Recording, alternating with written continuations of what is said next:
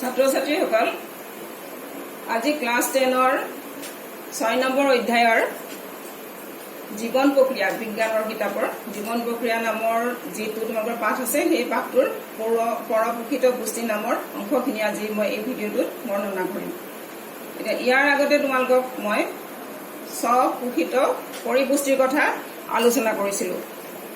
স্বপোষিত জীৱ হৈছে যিবিলাকে নিজে নিজৰ আহাৰ তৈয়াৰ কৰিব পাৰে আৰু এই পৰপোষিত জীৱবিলাকে সেই স্বপোষিত জীৱৰ পৰাই আহাৰ আহৰণ কৰে।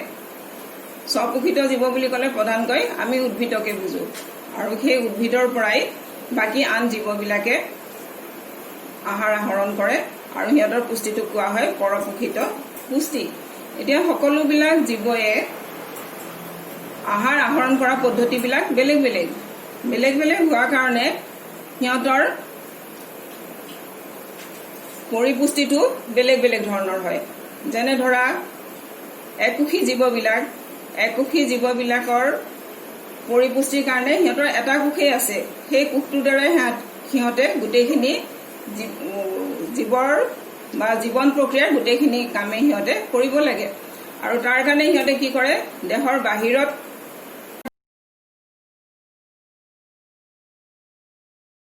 খিনি সিহঁতৰ দেহৰ বেৰখনেৰেই শুহি লৈ পৰিপুষ্টি সাধন কৰে।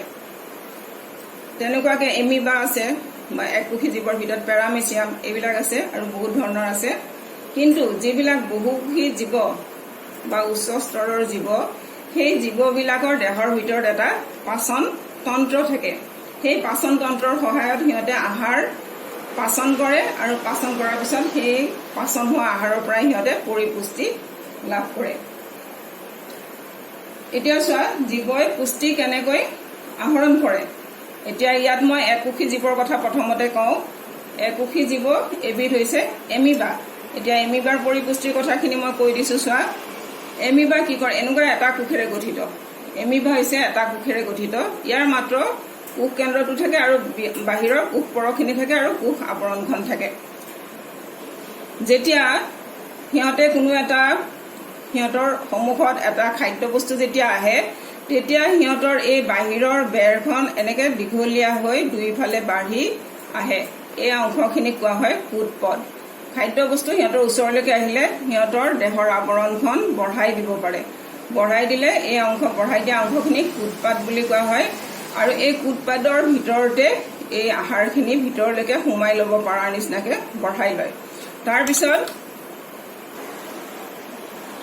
এই কুদপদখিনিয়ে এনেকে লগ লাগি দুইটা কুদপদ আগবাঢ়ি আহি লগ লাগি পেলাই বন্ধ হৈ যায় আৰু এই খাদ্য বস্তুটো কোষটোৰ ভিতৰলৈকে সোমাই আনে। সোমাই আহিলে এতিয়া এইখিনি কোৱা হয় খাদ্য ৰিক্তিকা। এই খাদ্য ৰিক্তিকাটোৰ ভিতৰতেই খাদ্য বস্তুটো সোমাই যায় আৰু ইয়াৰ ভিতৰতে সিহঁতৰ খাদ্য বস্তুত যিখিনি জটিল পদাৰ্থ, সেই পদাৰ্থখিনি ভাঙি সৰল পদাৰ্থলৈকে ৰূপান্তৰিত হয় আৰু তাৰপিছত এই সৰল পদাৰ্থখিনি ইয়াৰ কোষ পৰশৰ লগত মিহলি হৈ যায়, কোষটোৰ ভিতৰত বাকীখিনিৰ লগত বিলীন হৈ যায় আৰু যিখিনি পাচন নোহোৱাকে থাকে, সেই নোহোৱাকে থকা বস্তুখিনি পিছত আকৌ কোষাৱৰণৰ কাষলৈকে আহিব। আহি পেলাই আগৰ নিচিনাকে যেনেকে সোমাই লৈছিল ঠিক তেনেকে সেই বস্তুটো আকৌ বাহিৰলৈকে উলিয়াই দিয়ে আৰু এনেদৰে এমিবাই সিহঁতৰ পৰিপুষ্টি সাধন কৰে। এতিয়া এইটো মই একোষী জীৱৰ কথা কলো। ইয়াৰ পিছত বহুকোষী জীৱবিলাকৰ পৰিপুষ্টি, বহুকোষী জীৱবিলাকক উচ্চ স্তৰৰ জীৱ বুলি কোৱা হয়। সিহঁতৰ পৰিপুষ্টিৰ কাৰণে সদায় এটা পাচন তন্ত্ৰ থাকে। এতিয়া বিভিন্ন ধৰণৰ জীৱ আছে, সিহঁতৰ পৰিপুষ্টিটো বেলেগ বেলেগ বা পাচন তন্ত্ৰটো বেলেগ বেলেগ, কিন্তু ইয়াত ইমানবিলাকৰ বিষয়ে আলোচনা কৰা সম্ভৱ নহয়। গতিকে আমি ইয়াত কেৱল মাত্ৰ মানুহৰ পৰিপুষ্টিৰ কথাটো আলোচনা কৰিম, কাৰণ মানুহৰ পৰিপুষ্টিৰ লগত বিভিন্ন ধৰণৰ প্ৰাণীৰ পৰিপুষ্টিৰ মিল আছে। এতিয়া মানুহৰ পৰিপুষ্টিৰ কাৰণে এটা পাচন তন্ত্ৰ থাকে আৰু সেই পাচন তন্ত্ৰটো এডাল খাদ্যনলী আৰু কিছুমান পাচক গ্ৰন্থিৰে গঠিত। ইয়াৰ প্ৰথমতে মই খাদ্যনলীডালৰ কথা কৈছোঁ। খাদ্যনলীডালৰ বিভিন্ন অংশ আছে। খাদ্যনলীডাল মুখত আৰম্ভ হয় পায়ুলৈকে বিস্তৃত এডাল দীঘল পাক খোৱা নলী।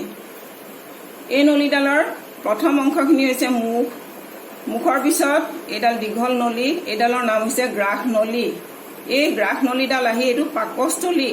পাকস্থলীটো পেটত থাকে, এটা মোনাৰ নিচিনা অংশ। এই অংশটো পাকস্থলী বুলি কোৱা হয়। এই মুখেদি খোৱা খাদ্যখিনি গ্ৰাসনলী দি আহি পাকস্থলীত সোমাব।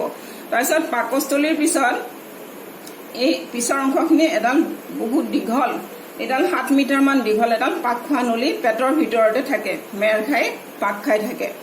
এতিয়া এইখিনি ক্ষুদ্ৰান্ত্ৰ বুলি কোৱা হয়। এইখিনি গোটেইখিনি কোৱা হয় অন্ত্ৰ। এই অন্ত্ৰখিনিৰ আকৌ দুটা অংশ, তাৰে যিখিনি ক্ষীণ দীঘলীয়া নলী সেই নলীডালক কোৱা হয় ক্ষুদ্ৰান্ত্ৰ। আৰু ক্ষুদ্ৰান্তৰ পিছৰ অংশখিনি সিডাল অকণমান শকত আৰু এইডাল অকণমান চুটি নলী, এইখিনিক কোৱা হয় বৃহদান্ত্ৰ। যিটো এইটো কাঢ়াকে ৰং আছে এইটো হৈছে বৃহদান্ত্ৰ আৰু এইখিনি হৈছে ক্ষুদ্ৰান্ত্ৰ। গতিকে খাদ্য নলীৰ প্ৰধান অংশ এইকেইটা বুলি ক'ব পাৰোঁ আমি: মুখ, খাদ্য নলী, পাকস্থলী, ক্ষুদ্ৰান্ত্ৰ, বৃহদান্ত্ৰ। আৰু লাষ্টত পায়ুৰে হজম নোহোৱা খাদ্যখিনি বাহিৰলৈ ওলাই যায়। ইয়াৰ পিছত পাচন গ্ৰন্থি আছে কেইবাটাও। খাদ্য নলীডাল, তাৰপিছত আছে পাচক গ্ৰন্থি। এই খাদ্য নলী আৰু পাচক গ্ৰন্থিৰে মানুহৰ পাচন তন্ত্ৰটো গঠিত হৈছে বা মানুহৰ খোৱা খাদ্যবিলাক সৰল পদাৰ্থলৈ ৰূপান্তৰিত হয়। ইয়াৰ পিছত পাচক গ্ৰন্থিবিলাক মই কৈ দিছোঁ। পাচক গ্ৰন্থি চোৱা, এইটো হ'ল গোটেইটো হ'ল খাদ্য নলী। এই খাদ্য নলীটোৰ মুখত লালতী গ্ৰন্থি থাকে, মুখৰ ভিতৰত লালতী গ্ৰন্থি থাকে। তাৰপিছত কৰিব পাৰে। তাৰপিছত পাকস্থলী, এইটো এটা গ্ৰন্থি। প্ৰথমতে এইটো মই লালতী গ্ৰন্থিৰ কথা ক'লো। লালতী গ্ৰন্থিৰ পিছত আহিল যকৃত গ্ৰন্থি। যকৃত গ্ৰন্থিটো সাধাৰণতে উদৰ গহ্বৰৰ অকণমান ওপৰ ফালে থাকে। এইটো যকৃত, ইংৰাজীতে আমি ইয়াক লিভাৰ বুলি কওঁ। এই লিভাৰৰ গাতে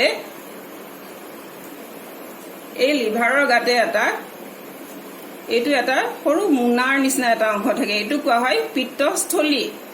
এই লিভাৰৰ পৰা অহা বা যকৃতৰ পৰা অহা ৰসবিলাক, ইয়াত এটা ৰস উৎপন্ন হয়, এইটো এটা গ্ৰন্থি, ইয়াত ৰস এটা উৎপন্ন হয়। সেই ৰসটো আহি পেলাই এই নলীডালেদি আহি এই পিত্তস্থলীটোৰ ভিতৰত জমা হৈ থাকে। ইয়াক পিত্ত ৰস বুলি কোৱা হয়। ই খাদ্যৰ স্নেহ পদাৰ্থখিনি হজম কৰাত সহায় কৰে। তাৰপিছত এইডাল এইফালেদি নলীডালৰ পৰা আকৌ যেতিয়া দৰকাৰ হয় এই ৰসবিলাক বাহিৰলৈ ওলাই আহে। এই যকৃত গ্ৰন্থিটো হৈছে আমাৰ যিকেইটা পাচক গ্ৰন্থি আছে সেই পাচক গ্ৰন্থিকেইটাৰ ভিতৰত আটাইতকৈ ডাঙৰ বা বৃহৎ গ্ৰন্থি। ইয়াৰ পিছত আহিল পাকস্থলী। পাকস্থলীৰ ভিতৰতো ইয়াৰ ভিতৰত এইটো পাকস্থলী, এইটো যিটো খাদ্য নলীত আছিলে পাকস্থলী, এইটো মই ইয়াত বেলেগকৈ দেখাইছোঁ। এই পাকস্থলীৰ ভিতৰতে পাকস্থলীৰ গ্ৰন্থিবিলাক থাকে, পাচক গ্ৰন্থি থাকে। আৰু সেই পাচক গ্ৰন্থিৰ পৰা এবিধ গাঢ় হাইড্ৰক্লৰিক এচিড থকা এবিধ ৰস উৎপন্ন হয়। এইটো আমলিক ৰস বুলি কোৱা হয়, কাৰণ তাত অম্ল বা এচিড থাকে, সেইকাৰণে তাক আমলিক ৰস বুলি কোৱা হয়।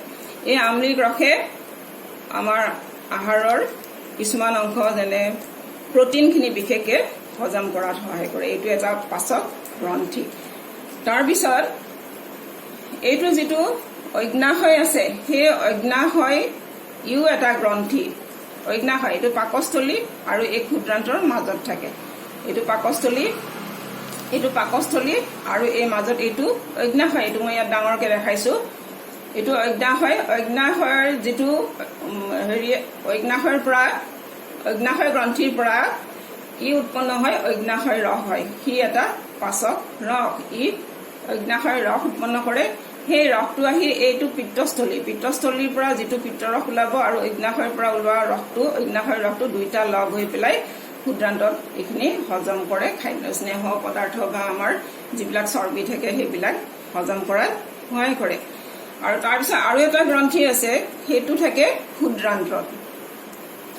এইখিনি ক্ষুদ্ৰান্তৰ ভিতৰৰ যিখিনি ক্ষীণ দীঘলীয়া পাক খোৱা নলী আছে এইখিনি হৈছে ক্ষুদ্ৰান্ত। এই ক্ষুদ্ৰান্তটো মই ইয়াত দেখাইছোঁ। ক্ষুদ্ৰান্তৰ ভিতৰৰ ফালে বেৰত ক্ষুদ্ৰান্তৰ গ্ৰন্থি থাকে আৰু সিও এবিধ ৰস উৎপন্ন কৰে, পাচক ৰস উৎপন্ন কৰে। সেই পাচক ৰসেও হজম কৰাত সহায় কৰে বা পাচন হোৱাত সহায় কৰে। এইখিনি হৈছে পাচক গ্ৰন্থি। গতিকে পাচক গ্ৰন্থি মুঠতে 5টা আছে। সেই 5টা হৈছে লালতী গ্ৰন্থি, যকৃত গ্ৰন্থি, তাৰপিছত আছে পাকস্থলীৰ পৰা হোৱা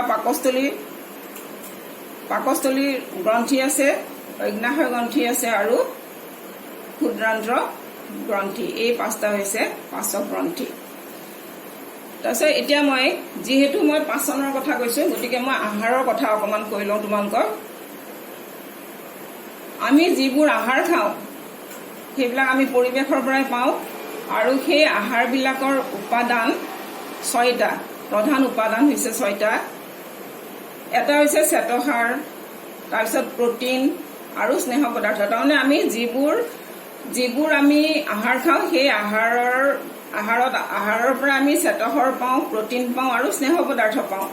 এই 3টা পদাৰ্থ আমাৰ উপাদানকেইটাৰ ভিতৰত এইকেইটা হৈছে জটিল পদাৰ্থ। জটিল পদাৰ্থ মানে কি? ইহঁতৰ অণুবিলাক জটিল হোৱাৰ কাৰণে আমাৰ দেহে সহজে এইখিনি হজম কৰিব নোৱাৰে বা পাচন কৰিব নোৱাৰে, আৰু তাৰ কাৰণে কিছুমান আমাক পাচক ৰসৰ দৰকাৰ হয়, আৰু সেই পাচক ৰসবিলাকে এইবিলাক সৰল পদাৰ্থলৈ ৰূপান্তৰিত কৰিব পাৰে। আৰু সেই পাচক ৰসবিলাক আমি পাচন গ্ৰন্থিৰ পৰা পাওঁ। অলপ আগতে যিখিনি ক'লো মই পাচক গ্ৰন্থি, সেই গ্ৰন্থিৰ পৰা ওলোৱা ৰসৰ পৰা এই খাদ্যকেইটা হজম হোৱাত, খাদ্যকেইটাত হজম হোৱাত আমাক সহায় কৰে। তাৰমানে হজম হোৱা মানে মই আগতে কৈছো যে খাদ্যৰ জটিল উপাদানবিলাক সৰল উপাদানলৈকে বা জটিল অণুবিলাক সৰল অণুলৈকে পৰিৱৰ্তন হোৱাত ইহঁতে সহায় কৰে। ইয়াৰ বাহিৰেও আৰু 3টা উপাদান আছে, কাৰণ 6টা বুলি কৈছো। সেই 3টা উপাদান হৈছে পানী, খনিজ লৱণ আৰু ভিটামিন। এই 3টা খাদ্যৰ সৰল উপাদান। সৰল উপাদান মানে কি? ইহঁতক আৰু কোনো ধৰণৰ পাচন হোৱাৰ দৰকাৰ নহয়, ইহঁত এনেই সৰল, ইহঁতৰ অণুবিলাক সৰল, সিহঁতক তেজে সহজে গ্ৰহণ কৰি ল'ব পাৰে, সেইকাৰণে ইহঁতক কোৱা হয় সৰল উপাদান। গতিকে খাদ্যৰ উপাদান 6টাৰ ভিতৰত প্ৰথম 3টা হৈছে এইকেইটা জটিল উপাদান। এইকেইটা আমাৰ পাচন হ'বৰ কাৰণে ইহঁতৰ কাৰণে কিছুমান পাচক ৰস লাগে, আৰু সেই পাচক ৰসবিলাক পাচক গ্ৰন্থিবিলাকে উৎপন্ন কৰে।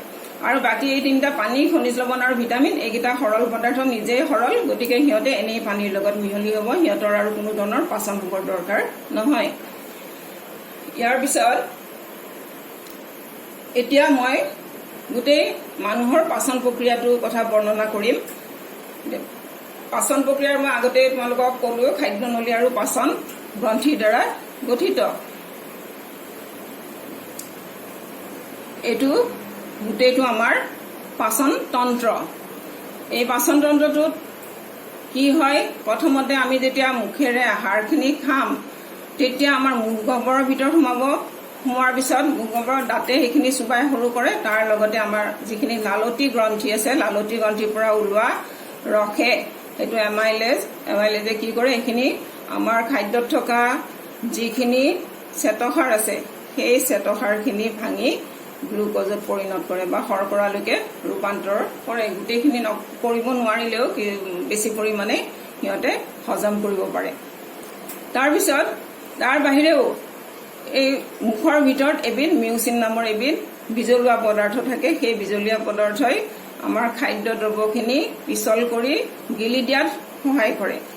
আমি যেতিয়া গিলি দিম খাদ্য বস্তুখিনি, তেতিয়া এইডাল দীঘল নলী কোৱা হয় গ্ৰাস নলী। মুখৰ পিছত, মুখ গহ্বৰৰ পিছৰ পৰা এইডাল দীঘল নলী, এইডালক গ্ৰাস নলী বুলি কোৱা হয়।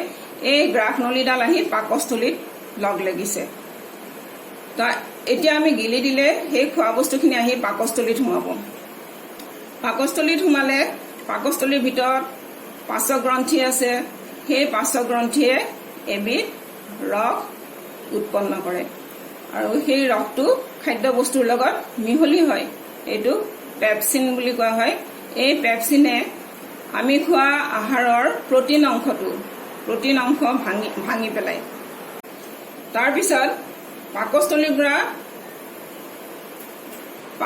পৰা আমি যেতিয়া খাদ্য বস্তুখিনি ইয়াৰ ভিতৰত প্ৰায় 6 ঘণ্টামান থাকে, আমি খোৱা খাদ্য বস্তুখিনি পাকস্থলীৰ ভিতৰত 6 ঘণ্টামান থাকে, আৰু তাৰপিছত সেইখিনি পাকস্থলীৰ পৰা আকৌ এইফালেদি দীঘল এই নলীডালেদি ওলাই আহি ক্ষুদ্ৰান্ত্ৰৰ ভিতৰত সোমায়। এতিয়া এইডাল ক্ষুদ্ৰান্ত্ৰৰ এটা অংশ মই ইয়াত দেখাইছো। এইডাল ক্ষুদ্ৰান্ত্ৰৰ নলীৰ এটা অংশ। এই নলীটো যদি আমি কাটি চাওঁ ইয়াৰ ভিতৰখন কিন্তু মিহি নহয়, তাৰ ভিতৰখন এনেকুৱা উঠি অহা কিছুমান অংশ থাকে উখুৰা মুখুৰা, আৰু ইয়াতে পাচক ৰস উৎপন্ন হয়। পাচক গ্ৰন্থি থাকে আৰু সেই পাচক গ্ৰন্থিৰ পৰা এবিধ পাচক ৰস উৎপন্ন হয়। তাৰ আগতে ক্ষুদ্ৰান্ত পোৱাৰ আগতে যেতিয়া পাকস্থলীৰ পৰা আহাৰখিনি আহি ঠিক ক্ষুদ্ৰান্ত আৰু পাকস্থলীৰ মাজত আহে তেতিয়া এইটো কোৱা হয় অগ্নাশয়। এই অগ্নাশয়ৰ পৰা এবিধ খাৰুৱা ৰস পাচক ৰস অগ্নাশয় ৰসটো ইয়াৰ পৰা আহি এই খাদ্যবস্তুখিনিৰ লগত মিহলি হয়। তাৰ বাহিৰে যকৃতত যিটো পিত্তস্থলীত ৰস জমা হৈ আছে সেই পিত্তৰ ৰসটো এই নলীডালেদি আহি পেলাই দুইখিনি এডাল নলীত একেলগে লগ হৈ পেলাই এই অংশখিনিত পাকস্থলীৰ পিছৰ অংশখিনিত খাদ্যবস্তুখিনিৰ লগত লগ হৈ পেলাই ইহঁতে পিত্তৰ ৰস আৰু অগ্নাশয় ৰস এই দুইটা ৰসে আমাৰ খাদ্যৰ স্নেহ পদাৰ্থ বা চৰ্বিখিনি হজম কৰাত সহায় কৰে। সেইখিনি চৰ্বিখিনিও কিছু পৰিমাণে হজম হ'ল, প্ৰটিনখিনি হ'ল, শ্বেতসাৰখিনি হ'ল, তাৰপিছত বাকী যিখিনি থাকে এইখিনি ক্ষুদ্ৰান্তলৈকে আহে।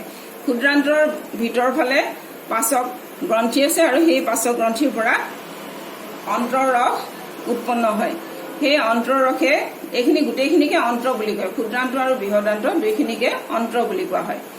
তাৰপিছত সেইখিনি ইয়াৰ ভিতৰত সোমালে তাৰ পৰা অন্তৰৰসটো আহি খাদ্যবস্তুৰ লগত লগ হ'ব। লগ হোৱাৰ পিছত খাদ্যবস্তুৰ লগত যেতিয়া মিহলি হ'ব হোৱাৰ পিছত খাদ্যবস্তুৰ যিখিনি বাকী থাকি গ'ল হজম হ'ব বা পাচন হ'বলৈ যিখিনি অংশ থাকি গ'ল সেই অংশখিনিক এই অন্তৰৰসৰ দ্বাৰা সম্পূৰ্ণৰূপে পাচন কৰে। আৰু পাচন কৰাৰ ফলত কি হ'ব, যিখিনি কাৰ্বহাইড্ৰেট বা শ্বেতসাৰ আমাৰ খাদ্যবস্তুত থাকে সেই শ্বেতসাৰখিনি গ্লুক'জ আৰু শৰ্কৰালৈকে ৰূপান্তৰিত হয়। তাৰপিছত যিখিনি প্ৰটিন থাকে প্ৰটিনখিনিৰ সৰল পদাৰ্থ হৈছে এমিন' এচিড। প্ৰটিন হ'ল জটিল পদাৰ্থ আৰু সৰল পদাৰ্থ হৈছে এমিন' এচিড। প্ৰটিনখিনিক এমিন' এচিডলৈকে ৰূপান্তৰিত কৰে। আৰু যিখিনি স্নেহ পদাৰ্থ বা চৰ্বি এইখিনিও জটিল পদাৰ্থ, সেই জটিল পদাৰ্থখিনিক ভাঙি ফেটি এচিড আৰু গ্লিচাৰল উৎপন্ন কৰে। আৰু এইবিলাক হৈছে সৰল যৌগ। গতিকে আমি খোৱা আহাৰৰ এই জটিল পদাৰ্থখিনি শৰ্কৰালৈকে ৰূপান্তৰিত হ'ল। শ্বেতসাৰখিনি হ'ল জটিল, প্ৰটিন আছিলে জটিল পদাৰ্থ আৰু স্নেহ পদাৰ্থ। গতিকে এই তিনিটাকে ভাঙি শ্বেতসাৰক গ্লুক'জ আৰু শৰ্কৰা নামৰ সৰল পদাৰ্থ উৎপন্ন কৰিলে, প্ৰটিনটো আছিলে জটিল পদাৰ্থ তাক এমিন' এচিডলৈ ৰূপান্তৰিত কৰিলে, আৰু স্নেহ পদাৰ্থটো জটিল পদাৰ্থ তাক ভাঙি ফেটি এচিড আৰু গ্লিচাৰল নামৰ এবিধ পদাৰ্থলৈ ৰূপান্তৰিত কৰে। গতিকে সৰল পদাৰ্থ গোটেইকেইটা আমাৰ জটিল পদাৰ্থ সৰল পদাৰ্থলৈ ৰূপান্তৰিত হ'ব এই ক্ষুদ্ৰান্তত। আৰু এই ক্ষুদ্ৰান্তৰ বেৰে পিছত শোষণ কৰি লয়, হজম হোৱা খাদ্যবস্তুখিনি শোষণ কৰে। তাৰ বাহিৰেও আৰু কিছুমান পদাৰ্থ খনিজ লৱণ, পানী এইবিলাক পাকস্থলীৰ বেৰেও শোষণ কৰি ল'ব পাৰে। ইয়াৰ পিছত ক্ষুদ্ৰান্তত হজম হোৱাৰ পিছত যিখিনি হজম নোহোৱাকৈ থাকি গ'ল অৰ্থাৎ অপাচিত খাদ্যখিনি এই বৃহদান্ত্ৰটোৰ ভিতৰলৈকে সোমায়। এতিয়া বৃহদান্ত্ৰত কিন্তু শোষণ নহয়। বৃহদান্ত্ৰৰ প্ৰথম অংশখিনিয়ে কি কৰে, খাদ্যৰ লগত মিহলি হৈ থকা অতিৰিক্ত পানীভাগ বেছি পানীখিনি সিহঁতে বেৰখনে শুহি ল'ব পাৰে, শুহি লয় আৰু বাকী যিখিনি বৰ্জিত পদাৰ্থ সেইখিনি দেহৰ বাহিৰলৈ পিছৰ অংশখিনিয়ে উলিয়াই দিব পাৰে। এইখিনি হৈছে মানুহৰ পাচন প্ৰক্ৰিয়া। এতিয়া অকল পাচন হ'লেই নহ'ব, তাৰপিছত পৰিপুষ্টি হ'ব লাগিব। এতিয়া পৰিপুষ্টি হৈছে যেতিয়া পাচন হ'ল, পাচন হোৱা মানে আমি বুজি পালো যে খাদ্যৰ সৰল অংশবিলাক জটিল অংশবিলাক ভাঙি সৰল অংশলৈকে ৰূপান্তৰিত হ'ল। এইখিনি হৈছে পাচন। এতিয়া পাচন হোৱাৰ পিছত কি হ'ব, এই সৰল পদাৰ্থবিলাক তেজে লৈ তাৰপিছত সেইবিলাক আমাৰ কোষে গ্ৰহণ কৰিব পাৰিব লাগিব বা গ্ৰহণ কৰা এটা পৰ্যায় পাব লাগিব, তেতিয়া আমি তাক পৰিপুষ্টি বুলি কওঁ। আমাৰ সৰল পদাৰ্থলৈ ৰূপান্তৰিত হ'ল। এতিয়া পৰিপুষ্টি হ'বৰ কাৰণে আমাক কি লাগিব, সেই হজম হোৱা পদাৰ্থখিনি বা সৰল অণুবিলাক তেজৰ লগত মিহলি হ'ব লাগিব। সেইখিনি তেজে নিব লাগিব। নিয়াৰ পিছত তেজৰ পৰা আকৌ কোষে ল'ব পাৰে। গতিকে তাৰ কাৰণে আমাৰ ক্ষুদ্ৰান্ত্ৰৰ ভিতৰত এনেকুৱা বাঢ়ি অহা কিছুমান অংশ থাকে। ক্ষুদ্ৰান্ত্ৰৰ বেৰখন একেবাৰে মিহি নহয় বুলি মই আগতে কৈছো। তাত কিছুমান এনেকে আঙুলিৰ নিচিনা বাঢ়ি অহা অসংখ্য অংশ আছে। এইবিলাকক ভিলাই বুলি কোৱা হয়। মই এটা ভিলাইৰ ছবি দেখাইছো, এটা বেলেগকে মই এইটো দেখাইছো। এইটো এটা ভিলাইৰ ছবি। ইয়াত বহুত বিলাক আছে, অসংখ্য আছে, এইটো এটা। এই ভিলাইৰ ভিতৰতে তেজৰ এইবিলাক নলিকাবিলাক থাকে আৰু এই তেজৰ নলিকাবিলাক কৈশিক নলিকা হৈ যায়। মই আগতে তাৰমানে তেজৰ এই নলিকাবিলাক ভাঙি বহুতবিলাক ভাগত ভাগ হৈ পেলাই এখন জালৰ নিচিনা হয়। সেইবিলাকক কৈশিক নলিকা বুলি কোৱা হয়। আৰু কৈশিক নলিকাৰ বেৰবিলাক অতি পাতল হোৱাৰ কাৰণে কি হয়, এই হজম হোৱা যিবিলাক সৰল অণু, সেই অণুবিলাক তেজৰ ভিতৰলৈকে এই নলিকাবিলাকৰ বেৰেদি তেজলৈকে গুচি আহে, আহি পেলাই তেজৰ লগত মিহলি হয়। তাৰপিছত এই তেজবিলাক যিহেতু আমাৰ গোটেই শৰীৰতে অনবৰত চলাচল কৰি আছে, গতিকে তেজৰ পৰা এই দৰকাৰী পদাৰ্থবিলাক, সৰল পদাৰ্থবিলাক গোটেই শৰীৰৰ প্ৰত্যেকটো অংগৰ প্ৰত্যেকটো কোষে গ্ৰহণ কৰে আৰু তেতিয়া আমাৰ পৰিপুষ্টিটো সম্পূৰ্ণ হয়। এইখিনিয়ে হৈছে মানুহৰ পৰিপুষ্টি। আৰু গোটেই পৰপোষিত পৰিপুষ্টিৰ কথা মই আজি ইয়াত আলোচনা কৰিলো। গতিকে তোমালোকে, মই ভাবিছো নিশ্চয় বুজি পাইছা।